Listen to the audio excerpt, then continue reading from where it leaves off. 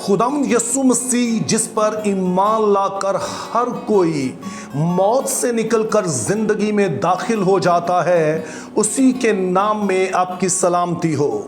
आज चूंकि मंडे है और मेरी कोशिश ये होती है कि आज के दिन कोई ऐसा टॉपिक हो जो आपके लिए ईमान अफरोज हो, जो कि आपको अपलिफ्ट करे, ताकि जब आप अपने काम काज के लिए निकलते इस पूरे हफ्ते में आप मुख्तलिफ तरह के अपनी जॉब्स के और दीगर जगहों पर चैलेंजेस देखते हैं तो उसमें आप खुदावंद की कुव्वत का तजर्बा करते रहें। तो इसी बात को मद्देनजर रखते हुए जिस मौजू पर आज हम बात करेंगे वो है ईमान।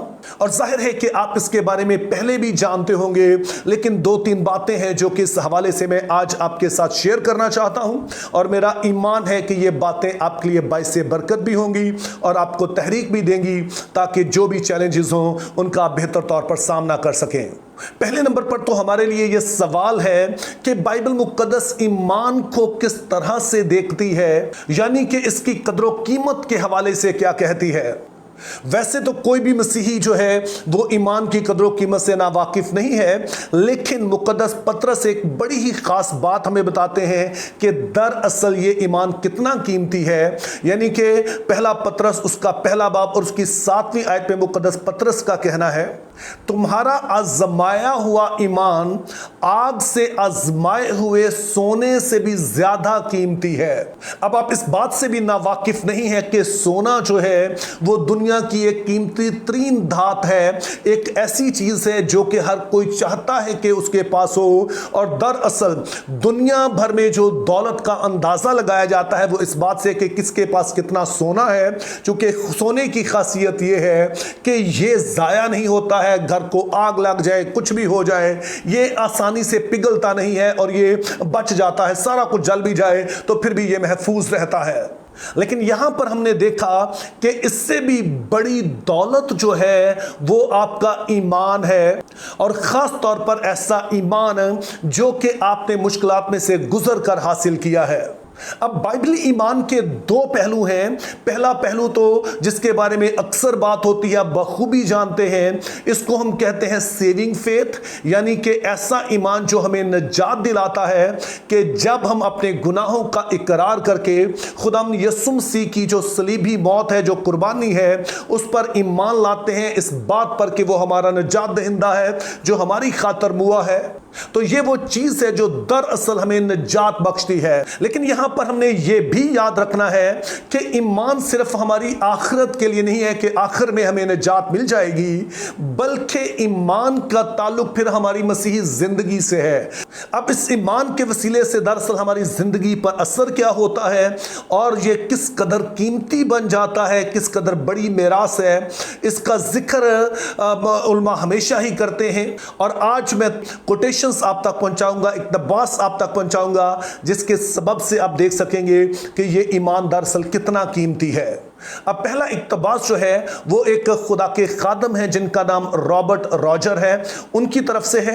और ये दरअसल पहले खादम नहीं थे बल्कि इलेक्ट्रिकल इंजीनियर थे और अपनी बीवी और 4 बच्चों के साथ बड़ी ही खुशहाल जिंदगी बसर कर रहे थे।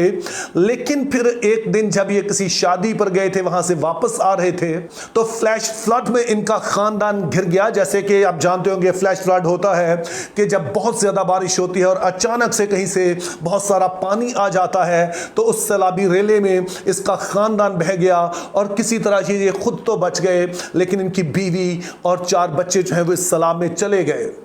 अब आम तौर पर ऐसा मौका होता है कि जब आपका ईमान खुदा पर से, खुदा की ज़ात पर से जाता रहता है, लेकिन इनके साथ उलट हुआ। इस हादसे से गुजरने के बाद इन्होंने अपनी जॉब को खैरबाद कह दिया और उसके बाद पूरी तरह से खुदा की खिदमत में मशगूल हो गए।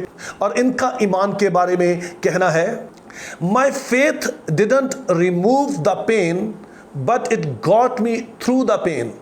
Trusting God didn't diminish or vanquish the anguish but it enabled me to endure it.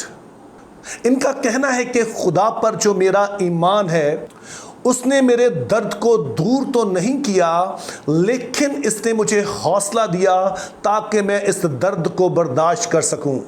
खुदा पर भरोसे के सबब से मेरा जो कर्ब है वो जाता तो नहीं रहा, लेकिन इसने मुझे इस काबिल बना दिया कि मैं इसको बर्दाश्त कर सकूं। अब एक आम मसीही होते हुए मैं आपको बता सकता हूं कि जो कुछ ये कह रहे हैं ये किस कदर अहम है।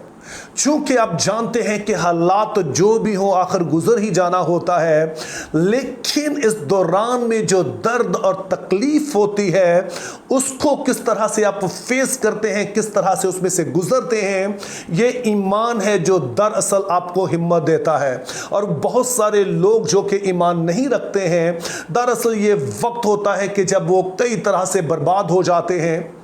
लेकिन खुदा पर ईमान ना सिर्फ आपको कायम रखता है, बल्कि इन तारीक तरीन लम्हों में आपका हौसला बनता है, आपको सब्र अता करता है। और जो भी सिचुएशन हो, आप जानते हैं कि अल्टीमेटली खुदा इसमें से मेरे लिए भलाई पैदा करेगा। अब हम अंदाज़ा कर सकते हैं कि भाई रॉबर्ट जिस तरह की सूरत हाल से गुजरे हैं, खुदा किसी को इस तरह की तकलीफ में से ना गुजारे। लेकिन अब भाई रॉबर्ट की जो टेस्टिमोनी है उसके सबब से ना जाने कितने लाख लोग जो हैं वो खुदावंद में मजबूत हो सके हैं और अपने इन बदतरीन हालात में उन्होंने हौसला पाया है। अब दूसरी कोटेशन जो मैं आपके सामने रखना चाहता हूं, इनको तारीख़ कलीसिया का जो रोशन तरीन दिमाग है, जो ज़हीन तरीन लोग हैं, उनमें शुमार किया जाता है। दरअसल इनके बारे में कहा जाता है कि खुदावंद यीशु मसीह और रसूलों के बाद अगर किसी शख्स ने जिसकी तहरीरों ने कलीसिया पर सबसे गहरा असर छोड़ा है तो वो यही है। इनका नाम है सेंट ऑगस्टीन। और ईमान के बारे में इनका कहना है, faith is to believe what you do not see. The reward of this faith is to see what you believe. इनकी ये कोटेशन दरअसल इब्रानियों 11 बाब में जो हम वर्ष पढ़ते हैं उसके बहुत करीब है। और इनका कहना है कि ईमान उस बात का यकीन करना है जिसको आप देख नहीं सकते हैं। और फिर ईमान का अजर यह है कि आप वो कुछ देख पाते हैं जिस चीज़ के लिए आपने ईमान रखा था। अब सेंट ऑगस्टीन की जो ये बात है, इसकी सच्चाई का आपने खुद भी तजुर्बा किया होगा।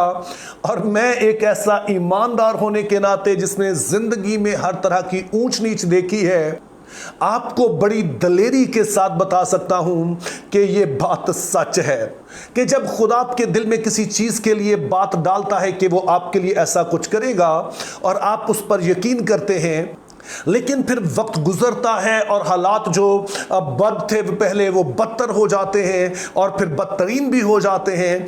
और इन सारे वक्तों में हमारा काम यही होता है कि हम सिर्फ इस यकीन पर खड़े रहें कि खुदा इसमें से भलाई पैदा करेगा और वो कुछ करने वाला है जो हालात में तो नज़र नहीं आता है, लेकिन वो ऐसा कुछ ज़रूर करेगा। और जब फिर आप इस यकीन में कायम रहते हैं, आप इस यकीन को थामे रहते हैं, तो फिर आप वो सारा कुछ होता हुआ देखते भी हैं। और ये मेरा तजुर्बा है, शायद आपका भी हो, और जितने भी ईमानदार गुजरे हैं वो आपको बता सकते हैं। सो अपना जो यकीन आपने किसी बात का किया है कि खुदा आपका वो लिए करेगा, उससे पीछे मत हटिए, खुदा कुछ बड़ा करने जा रहा है। अब आज की इस गुफ्तगू का इख्तिताम मैं एक इंतहाई अहम ऑब्जर्वेशन के साथ करना चाहता हूं, और वो ये है कि क्या आप जानते हैं कि ईमान का ताल्लुक जो है वो आपके गहरे रिश्ते के साथ है। यानी कि फ़र्ज़ कीजिए कि आपके दो भाई हैं और उनमें से एक के साथ तो आपका बड़ा गहरा रिश्ता है, दूसरे के साथ है लेकिन उतना ज़्यादा नहीं है। और फिर फ़र्ज़ कीजिए कि आपको किसी चीज़ की ज़रूरत पड़ती है, रुपए पैसे की, तो आपका ज़्यादा भरोसा किस भाई पर होगा, उस पर जिसके साथ आपका गहरा रिश्ता है, या वो जिसके साथ ज़्यादा रिश्ता नहीं है। जाहिर है कि वो जिसके साथ आपका गहरा रिश्ता है उसके लिए आपके दिल में ज़्यादा ईमान होगा, ज़्यादा यकीन होगा कि इस वक्त में वो आपकी मदद करेगा। अब यही बात हमारी खुदा के बारे में जो हमारा रिश्ता है उस पर भी सादक आती है। बेशक खुदा तो हमारी मदद करता ही है जब हम उसके पास जाते हैं, लेकिन हमारे अंदर ईमान और यकीन उस वक्त ज़्यादा होता है जब खुदा के साथ हमारा रिश्ता ज़्यादा मजबूत हो।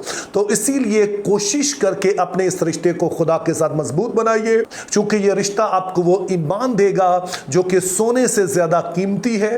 जब आप मुश्किलात में से, तकलीफ में से गुजरेंगे तो यही ईमान आपको हिम्मत अता करेगा ताकि आप इसको बर्दाश्त भी कर सकें और इसमें से निकल भी सकें।